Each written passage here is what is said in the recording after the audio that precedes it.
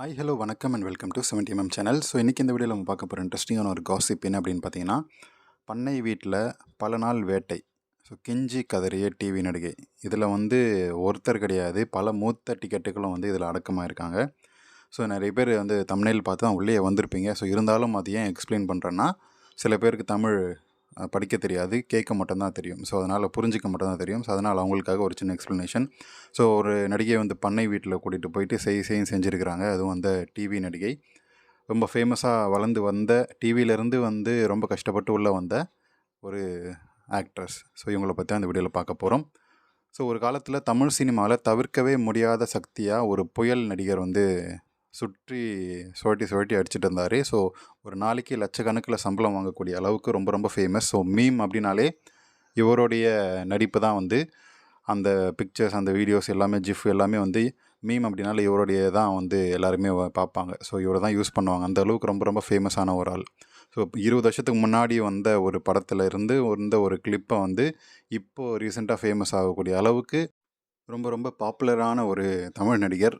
So இவர் இப்போ பொதுவாக எல்லார்கிட்ட சொல்கிறது ஒரு விஷயம். ஸோ இவருடைய நடிப்பை பாராட்டுங்க, இவருடைய காமெடியை என்ஜாய் பண்ணுங்கள், இவர் மீம் மெட்டீரியலாக யூஸ் பண்ணுங்கள், என்ன வேணால் பண்ணலாம், ஆனால் தலையில் தூக்கி வச்சுட்டு கடவுள் மாதிரி கொண்டாடாதீங்க அப்படின்றது தான் என்னுடைய வேண்டுகோள். ஸோ தெலுங்கு சினிமா இண்டஸ்ட்ரியில் பார்த்திங்கன்னா, பாலையா கடவுள் மாதிரி பார்க்குறதால அவர் பண்ணக்கூடிய தப்புக்கள், அவர் சின்ன வயசு, அவரோட 30 வயசு சின்ன ஹீரோயின்ஸ், சின்ன வயசு பொண்ணுங்கள்லாம் என்ஜாய் பண்ணிகிட்ருக்கிறாரு. ஸோ அந்த மாதிரியான ஒரு ஆட்கள் நம்மளை கேள்வி கேட்கறதுக்கு யார் இருக்கா அப்படின்றதுக்காக தான் அந்த மாதிரி பண்ணுறாங்க. ஸோ அதனால் ஹீரோயின்ஸை ஒரு ஆக்டர்ஸ் அவ்வளோதான், படம் பார்த்தோமா என்ஜாய் பண்ணாமா போனோமான்னு இருக்கணும். ஸோ அந்த மாதிரியான இப்படி இருந்தால் இந்த மாதிரி ஆட்கள்லாம் இந்த மாதிரி இவ்வளோ என்ஜாய் பண்ணிவிட்டு ஃப்ரீயாக ஜாலியாக சுற்ற மாட்டாங்க.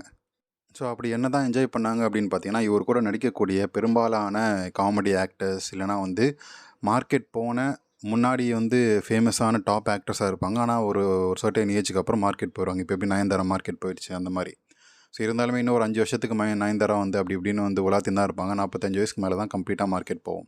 ஸோ அந்த மாதிரி மார்க்கெட் போன நடிகைகளை இவருடைய பண்ணை வீட்டுக்கு கூட்டிகிட்டு போயிடுவார். ஸோ அந்த மாதிரி மார்க்கெட் போன நடிகைகளுக்கு எப்படி பொறி வச்சு வெயிட் பண்ணி தூக்குவார். ஸோ அப்போது பீக் ஆக்டர்ஸாக இருக்கும்போது போனால் கழுத்தை முட்டில் அடித்து துரத்தி விட்ருவாங்க அப்படின்றது நல்லாவே இவருக்கு தெரியும். ஸோ ஏன்னா இவருடைய கலரும் அந்த மாதிரி.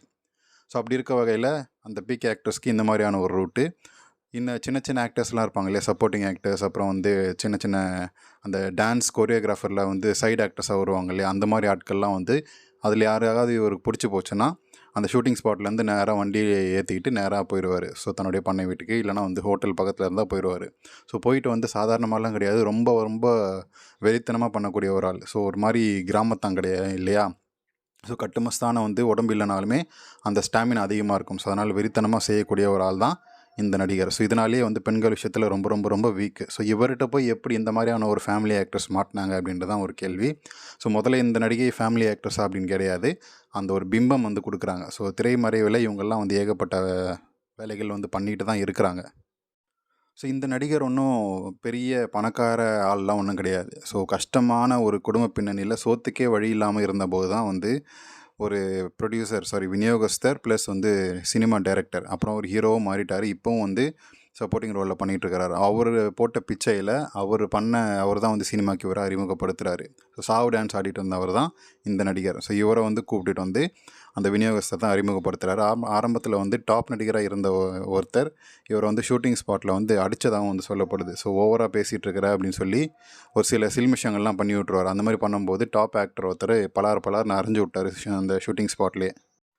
ஆனால் அந்த மாதிரியான ஒரு அவமானத்தெல்லாம் தாங்கிக்கிட்டு தான் தன்னுடைய திறமையால் முன்னேறி இருக்கார் இந்த நடிகர். ஸோ ஒரு கட்டத்தில் பெரிய நடிகர்கள் கூட இவருடைய கால் ஷீட்டுக்காக வெயிட் பண்ணிட்டு இருந்தாங்க.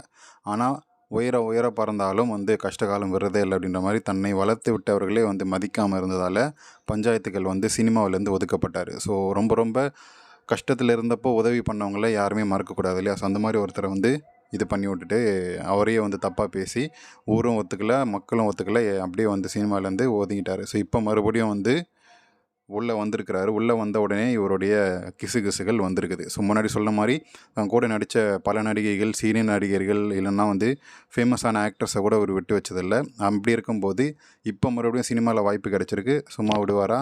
இப்போ மறுபடியும் சில்மிஷத்தை ஆரம்பிச்சிருக்காரு 60 வயசு தாண்டியுமே. ஸோ கிசுகிசு என்றால் குடிப்பழக்கம் அப்படின்றதெல்லாம் கிடையாது. பெண்கள் விஷயத்தில் எல்லை மீறி நடக்கக்கூடிய ஒரு ஆள். ஸோ ஒரு டிவி நடிகை தமிழ் அதாவது தமிழ் நல்லா பேசக்கூடிய தமிழ்நாட்டிலே பிறந்த ஒரு நடிகை தான் இவங்க.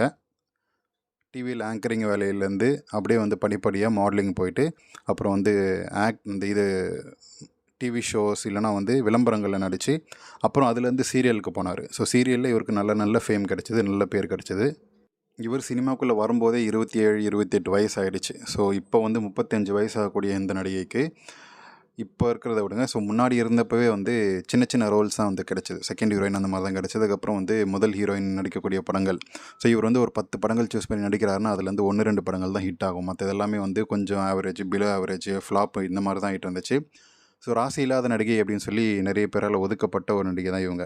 இந்த அளவுக்கு கஷ்டப்பட்டுட்டு இருந்த நடிகைக்கு இப்போ தான் வந்து 35 வயசில் தான் வந்து கொஞ்சம் ஃபேம் கிடச்சிருக்கு.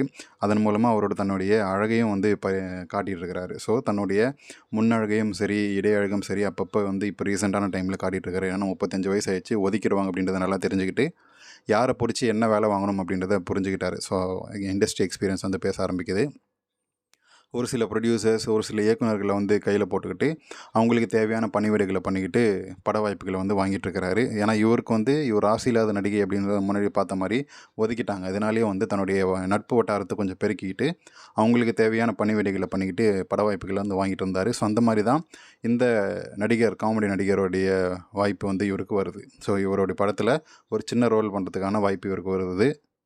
நடிகையை பார்த்ததுமே வந்து நம்ம ஆளுக்கு ரொம்ப ரொம்ப பிடிச்சி போச்சு. ஸோ எப்படியாச்சும் தூக்கிட்டு போய் செய்யணும் அப்படின்னு சொல்லி ஆசைப்பட்டு அவர் வந்து அப்ரோச் பண்ணியிருக்கார். அவர் வந்து முதல்ல மறுத்திருக்கார். அதுக்கப்புறம் வந்து இவ்வளோ தொகை பணம் தரேன் அப்படின்னு சொல்லி கூட்டிகிட்டு போயிருக்காரு. ஸோ பட வாய்ப்பு தரேன்னு முதல்ல சொல்லியிருக்காரு. இவங்க வேணான்ட்ருக்காங்க. அதை நான் எப்படியாச்சும் வாங்கிடுவேன், எனக்கு உன்னுடைய உதவி தேவையில்லை அப்படின்றத சொல்லிட்டாங்க. அப்புறம் வந்து இவ்வளோ பணம் தரேன் அப்படின்ன உடனே அது வந்து இவங்க நடித்து சம்பளமாக வாங்கக்கூடிய 5 படத்தோடைய தொகையை வந்து அவர் கொடுத்துருக்காரு. ஸோ இவங்க இன்னும் கோடிகளில் சம்பளம் வாங்கலை. இருந்தாலுமே வந்து 5, 6 படங்களில் நடித்து வாங்கக்கூடிய சம்பளத்தை இவர் ஒரே பேமெண்ட்டில் கொடுக்குறேன் அப்படின்னு சொன்னதால் வாயை பொளந்துக்கிட்டு பணிவிடை செய்கிறதுக்கு வந்து கிளம்பிட்டாங்க அவருடைய பண்ணை வீட்டுக்கு. ஸோ பண்ணை வீட்டுக்கு போனவொடனே நம்ம முன்னாடி சொன்ன மாதிரி ரொம்ப வெறித்தனமாக வந்து செய்ய ஆரம்பிச்சிருக்காரு. வீடியோ அலற அளவுக்கு அவருடைய வேகம் வந்து இருந்திருக்கு. ஸோ 60 வயசானாலுமே இந்த அளவுக்கு வேகத்தோடு பண்ணுறாரு அப்படின்னு சொல்லி அவர் அந்த நடிகை வந்து மனசு கோணாமல் வந்து அவருக்கு ஒத்துழைப்பு கொடுத்தாலுமே என்ன விஷயம்னா இவர் மட்டும் இல்லாமல் இவருக்கு தெரிஞ்ச மூத்த சீனியர்ஸ் சில பேர் இருப்பாங்க இல்லையா, இண்டஸ்ட்ரியில் இருக்கக்கூடிய சீனியர்ஸ் இல்லைனா வந்து இந்த ப்ரொடியூசர்ஸ் அந்த மாதிரியாக இருக்கக்கூடிய சீனியர்ஸ் எல்லாம் வந்து கூப்பிட்டு நான் வந்து பணம் கொடுத்து வாங்கியிருக்கிறேன், வந்து என்ஜாய் பண்ண அப்படின்னு சொல்லி கேட்டிருக்காரு. ஸோ நடிகையுமே வந்து அவங்க எல்லாருக்குமே மனசு கோணாமல் ஒத்துழைச்சி கொடுத்துருக்குறாங்க. வந்த 4, 5 பேருடைய மனசு கோணாமல் கிட்டத்தட்ட ஒரு வாரமாக வந்து எல்லாருடைய மனசு கோணாமல் அவங்களுக்கு பணிவிடைகள் எல்லாருமே அட்ஜஸ்ட் பண்ணி போயிருக்காரு. அதுக்கப்புறம் வந்து இதுக்கு மேலே முடியாது, இவனை விட்டுருங்க அப்படின்னு சொல்கிற அளவுக்கு வந்து அந்த மூத்த ஆட்கள் வந்து செஞ்சுருக்கிறாங்க. 2 பேரும் சேர்ந்து ஒரே நேரத்தில் செஞ்சுருக்கிறாங்க. இந்த மாதிரியான விஷயங்கள்லாம் நடிகைக்கு புதுசாக இருந்துச்சு. ஸோ பணம் வாங்கிட்டோம் அப்படின்னு சொல்லி அமைதியாக இருந்திருக்கிறாங்க. ஒரு வழியாக அந்த ஒரு வாரம் இத்தனை பேரையும் வந்து வேலையை முடிச்சுட்டு அட்ஜஸ்ட் பண்ணி விட்டுட்டு திரும்ப வரும்போது வந்து கிட்டத்தட்ட ஒரு வாரம் வந்து மறுபடியும் இன்னும் ஒரு 4, 5 நாள் எந்திரிக்கவே முடியாத அளவுக்கு உடம்பு வலி வந்திருக்கு அம்மனிக்கு. இருந்தாலுமே பேங்க் அக்கௌண்ட்டில் அவ்வளோ பணம் சேர்ந்தது இவருக்கு வந்து சந்தோஷம். இவர் ரீசெண்டாக ஒரு ஈசிஆரில் பங்களா கூட வாங்கியிருந்தார். ஸோ இப்போ தான் புரியுது எப்படி அந்த பங்களாலாம் வந்துச்சு அப்படின்னு சொல்லி. ஸோ யார் அந்த நடிகை அப்படின்றது உங்களுக்கு கண்டிப்பாக தெரிஞ்சிருக்கும். நம்ம கொடுத்த டிப்ஸு, நம்ம கொடுத்த பிக்சர்ஸ் எல்லாம் பார்த்தே உங்களுக்கு கண்டிப்பாக தெரிஞ்சிருக்கும் அப்படின்னு நினைக்கிறேன்.